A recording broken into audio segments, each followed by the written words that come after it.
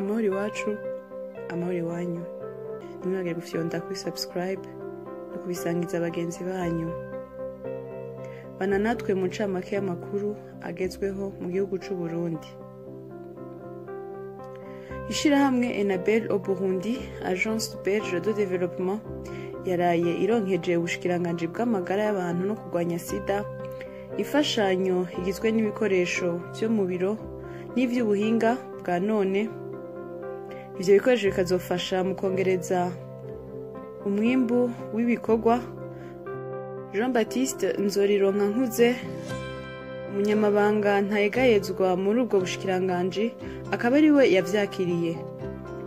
Nk'uko Renovasi Ndayihebura, musitanteri wa komine Mukaza, yari yarabimenyesheje, uyu munsi hatangujwe ibikorwa vyo gusambura inzu z'ubudandaji zubatswe hejuru y'imiserege.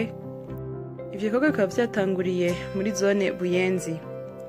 Ni mu gihe ivyo bikorwa bizobandanya ejo kuwa gatatu, aho hazobomogwa kioske zo mu Bwiza, kuwa kane habomogwa izo mu Nyakabiga, kuwa gatanu habomogwe izo muri Rohero. Musitanteri akaba yamenyesheje ko bene ayo mazu bahawe ikiringo kugira babe bayasambuye. Ni ukuvuga ko bari baragabishijwe, nubwo bamwe muri bene ayo mazu bo bavuga ko barenganijwe. Ivyo bikorwa akaba ari mu ntumbero yo kugirira isuku igisagara. Kandi musitanteri yongeye amenyesha ko abadandaza ntibazobura aho badandariza kuko ibibanza mu masoko biruzuye. Abadandaza nabo bakaba basiguye ko bizotuma urudandazwa rwabo ruhomba, kandi ngo ntibatahura iyo ngingo mu gihe bafise impapuro zibemerera kuhakorera. Izo mpapuro akaba bazihawe n'uburongozi bw'igisagara ca Bujumbura. Umushikiranganji w'intwaro yo hagati, iterambere rusangi n'umutekano, Gervais Ndirakobuca, akaba yamenyesheje ko hari abapolisi 13 bahanywe bagirizwa igiturire n'urudandazwa rwa magendo. Yongeye amenyesha ko imigambi mito mito y'abanyagihugu batagira ingwati irenga 6,000 yaronkejwe imitahe, kandi abantu barenga 15,000 barinjijwe mu mashirahamwe kuziganya no kuguranana. Yongeye amenyesha ko impapuro zitangwa n'igipolisi zagabanijwe iminsi, zimwe zishigwa ku mbuga ngurukana bumenyi. Nka passport umuntu yahora aronka inyuma y'iminsi myinshi, ubu akazohora yironka inyuma y'iminsi 2 gusa. Mbere Mugisha Wesley yari umunyeshuri yahora yiga mu seminari ntoya ya Muyinga mu Rusengo yitiriwe PX. Bakaba bamwirukanye bamwagiriza gukoresha ibintazi n'ubupfumu kuri iryo shure kubera ko bamufatanye irigihuna, ariko ngo vyo birimwo amangetengete kubera ko ngo uwo mwana yoba yazize ko yatumwe na bagenzi biwe. Mugabo bagenzi biwe bakaba baramwihakanye. Niho nyuma haje gusohoka urwandiko rwo kwirukana uwo mwana kuri iryo shure. Uwurongoye iyo petit seminaire ya Saint-Px, Patiri Jean Berkimas Rivuzimana, yashikirije ko vyabaye bitari bikwiye kumenyekana, bikaba vyari kuguma hagati yabo ntibije ahabona. Abavyeyi ba Mugisha nabo bakaba basaba kurenganurwa bakaronswa ishuri kuko ngo umwana wabo yararenganijwe, bagasaba ko ijwi ryabo ryokumvikana. Kuri uyu wa mbere harahumvikanye Nyamugigima ku mugwa mukuru w'intara ya Makamba, Ikarusi, Gitega n'ahandi. Hakaba hari igihe c'isaha 4:13 zo mw'ijoro. Koperative Tujijuke Tworore Kijambere ikaba igiye gutanguza inyigisho zomara amasaha 15 ku bantu bayandikishijemwo. Zitotangura ku munsi wa gatandatu, zisozere ku munsi w'Imana.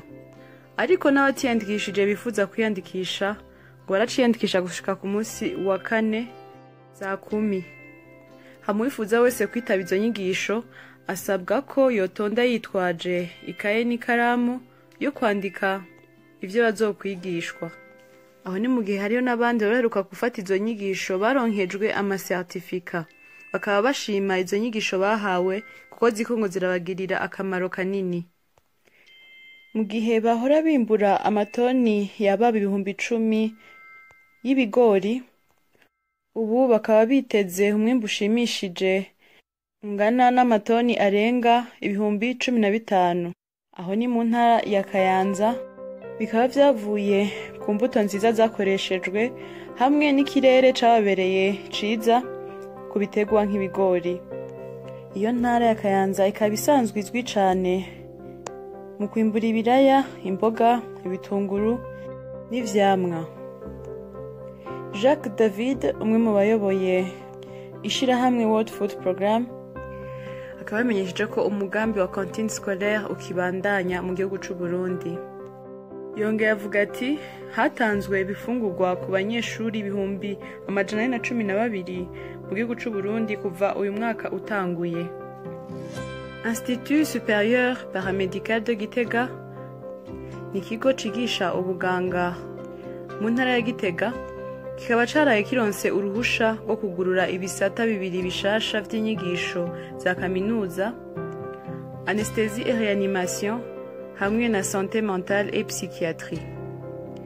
Culinary Training Agency Burundi kikaba ari ikigo cigisha ivyo guteka cafuswe n'ubushikiranganji bw'abakozi ba leta n'akazi, ngo kubera ukwezi kwa Kigarama guheze ico kigo bagifatanye abakenyezi barenga 100 vyaboneka ko bari bafashwe nabi bagomba barungikwe mu bihugu vy'Abarabu.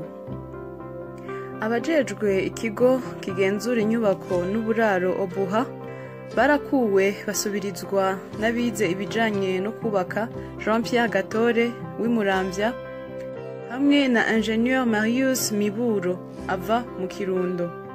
Bikaba vyavuye ko aho umukuru w'igihugu c'u Burundi yatanguza ibikorwa vyo kubaka ibitaro biri muri buri komine, hari haciye amezi 3 subiye yasanze ibikorwa bitigeze bibandanya, ariko abubaka nabo bakaba bagumye bahembwa nubwo batariko barubaka. Tutandukira amakuru y'inkino. George Gato akaba agiye kuzohagarikira urundi rukino, ubwo nabwo kaba ruzohuza ibihugu vya Tanzania na Guinea, aho ni muri shane iriko irabera i Douala mu gihugu ca Cameroon. Urukino rwa mbere yarahagarikiye rukaba rwahuje Uganda na Togo.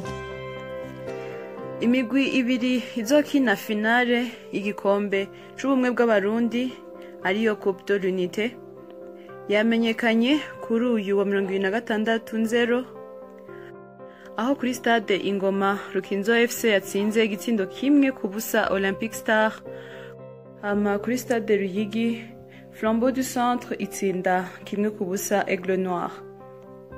Finale ikazokinwa ku itariki 5 Ruhuhuma, umunsi mukuru w'ubumwe bw'abarundi ku kibuga Ingoma c'Igitega.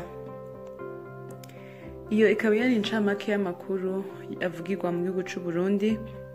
Mwakoze kudutega yompi, ngere gufyonda kuri subscribe no kubisangiza abagenzi banyu.